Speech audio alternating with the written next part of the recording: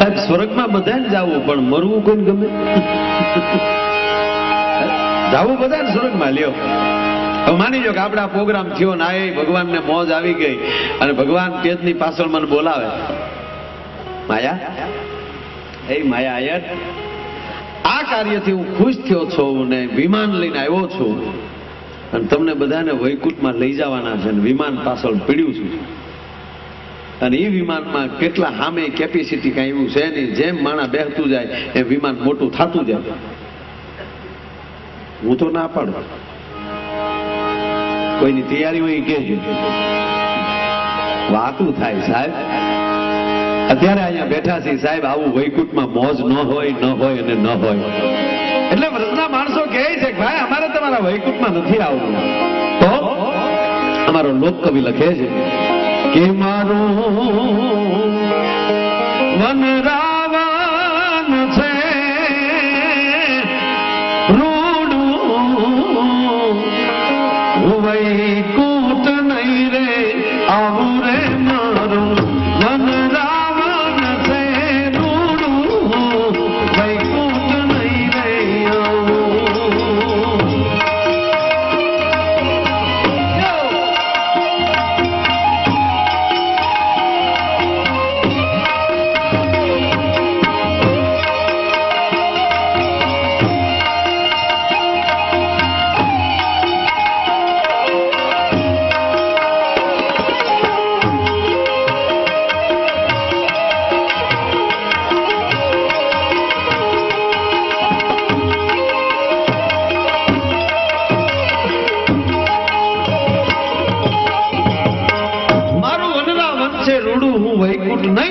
નહીં આવું હો નંદજીના લાલ રે, હું વૈકુંઠ નહીં આવું.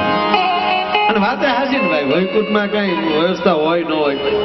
અહીંયા જે આપણે દિયાસમાં ઘણા કોથળીઓ પીને આટા મારતા એવા વૈકુંઠમાં મળે ડોહા જોવા. મને એવડે ગમે હો કે એની ઠીકાણ જ કરતો. આપણા બાપનું ક્યાં પીવે? રામ હોહરમાં 14 વર્ષ આટા માર્યા તેદી નો સુધરે, અત્યારે સુધરે ડોહા આપણાથી.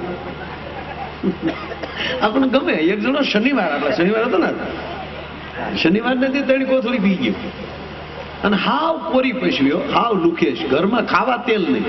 હનુમાન ને શું ચડાવે? એમાં આખું ગામ હનુમાનજી ને તેલ ચડાવે ને આ પી ગયો, નીકળ્યો ત્યાં લઈને. આનો મગજ ગયો, ઘરમાં ખાવાની આ લોકો ઢોળી નાખે બધું.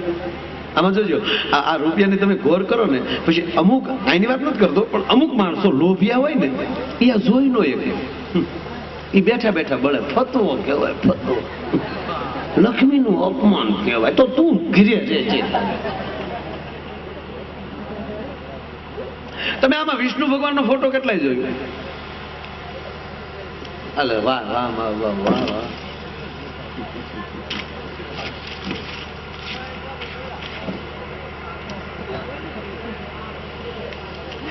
હું પ્રશ્ન પૂછું મેં તમને, મારે તમને દાંત કટાવે 2 મિનિટ. વિષ્ણુ ભગવાનનો ફોટો કોને જોયો? આ વાત આવી ને લક્ષ્મીનું અપમાન. અભિમાન જેને ન દેવા હોય, લોભી આવી વાતો કરતા હોય, તો વિષ્ણુ ભગવાનનો ફોટો જેને જોયો હોય કે ક્ષીરસાગરમાં સૂતા હોય, શેષનારાયણની પથારીએ, પોતાના હાથનો ટેકો હોય, લક્ષ્મીજી ક્યાં હોય? પગે. ફાઈનલ. જ્યારે જ્યારે સાહેબ આયા, જ્યારે ભજન થતું હોય કે આનંદ આવતો હોય, એ દરેક માણસોના હૃદયમાં ત્યારે ભગવાન આવી જાય છે. એટલે લક્ષ્મી હંમેશા નારાયણના પગ પાસે જ હોય, કોઈ માથા ઉપર ન હોય. અને જેના જેના માથામાં લક્ષ્મી ગળી જાય ને એ હારા ધંધાય ન કરે, મગજમાં જેને રૂપિયો ગળી જાય એટલે પગમાં આવીએ કે એમાં કોઈ એનું અપમાન નથી થાય. સાચી ઠોકીને કહું, શનિવારે પી ગયો ને ઓલાને કે આ તેલ આવી રીતે ઢોળે છે અને આવ્યો લડતો લડતો. ગામના કે ભાગી જાવ, આપ ભાગી જાવ. ગામના કે ભલું કરે હનુમાન. આ ભાગ્યા. 2 કૂતરા ને ગામના બાપુ 2 બેઠે રહ્યા. કૂતરાને એક પાણો માર્યો ને બાપુ જે પૂજારી હતા એને કીધું હાલો બાપુ સટકો હાલો. બાપુ કે તને મારો હનુમાન પોગે. બાપુ નીકળી ગયા. કોણ માથાકૂટ કરે? હવે હનુમાનજીના 2 વચ્ચે પી ગયેલો તો હતો અને હનુમાનજી હામી મૂછ ઉપર હાથ નાખ્યો. ઓળખાણ પડે જાણે કેમ લંકામ ભેગો હોય હામી પાલટીમાં. અને આવા તો હામી પાર્ટીમાં જ હોય ને, ભેળા થોડા હોય. અને હનુમાનજી થોડા એને વાતું કરે. પેલા તો હનુમાનજીને મગજ હલી ગયો કે એક ગદા મૂકવાને. હનુમાનજી છું કે આને ન મરે, આને મારે તો આનું માધ્યમ વધી જાય. બાંધવામાં લેવલ જોવે. જો કે બાંધવાનો જમાય જ નથી. તમારે પાસે 4 વ્હીલ થઈ જાય પછી સાયકલ વાળાને તુકારો કરવાનો તમારો કોઈ અધિકાર નથી. એટલે હનુમાનજી થયું કે રાવણને માર્યા પછી આને મારીએ તો આપણું માધ્યમ ઘટે. સાંસદ લડ્યો એ ગ્રામ પંચાયતની ચૂંટણી થોડા લડે. ગ્રામ પંચાયતના સરપંચ થયા એને સભ્ય ન રહેવાય. બરાબર, લેવલ તો હોય ને બધા. કલેક્ટર હોય અને મામલતદારની ભરતીમાં હોય.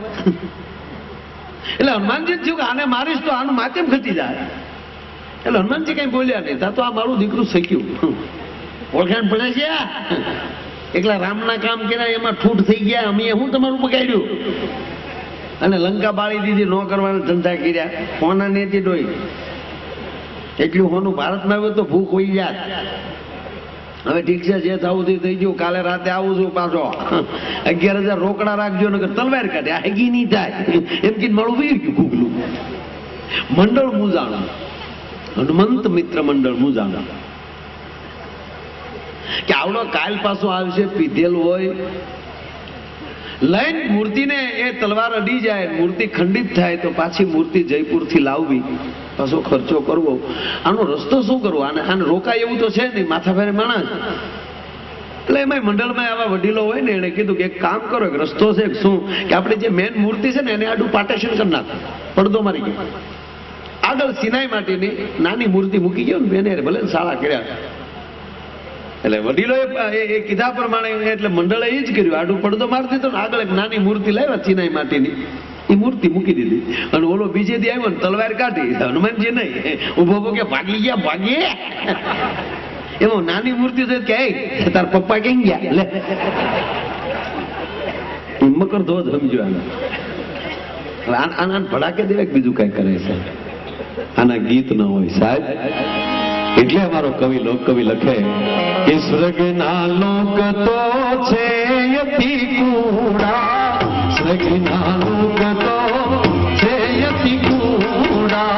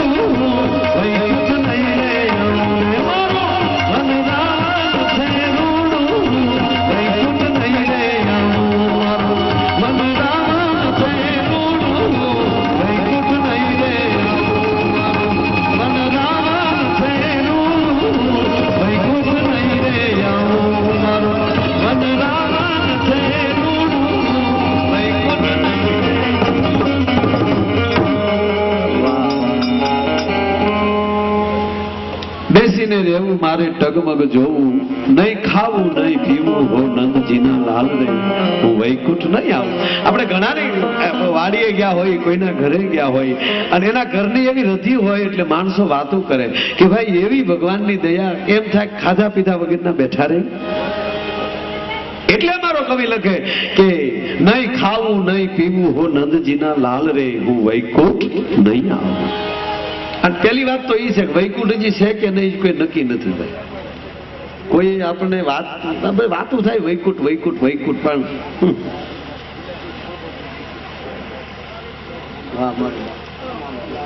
હોની નોટું હાલે લ્યો. એટલે આના એ કોઈ શાસ્ત્રકારો બધા કહે છે કે આવું પુણ્ય કરી તો વૈકુંઠ મળે, પણ વૈકુંઠ ક્યાં આવ્યું એ કોઈ જોયું નથી. આ ઘણા સંપ્રદાયો, કોઈ સંપ્રદાયની હું ટીકા નથી કરતો, પણ ઘણા સંપ્રદાયો એમ કે તમે અમારા ગુરુજીને એટલા લાખ રૂપિયા ધરો અને અમારા ગુરુજી તમને થાપો મારી દે એટલે તમે સીધા વૈકુંઠમાં. એને કહેજો તું તારો ગુરુ હામાં થાપો મારીને પેલા આટો મારી આવે. અમારે નથી આવું યાર વૈકુંઠમાં. આવી જે લહેર છે, આવો જે આનંદ છે, આવો જે ભાવ છે, ભલે આપણા ગામડામાં ભાઈ, ભલે હું એમ કહું કે આપણે અભણ છીએ,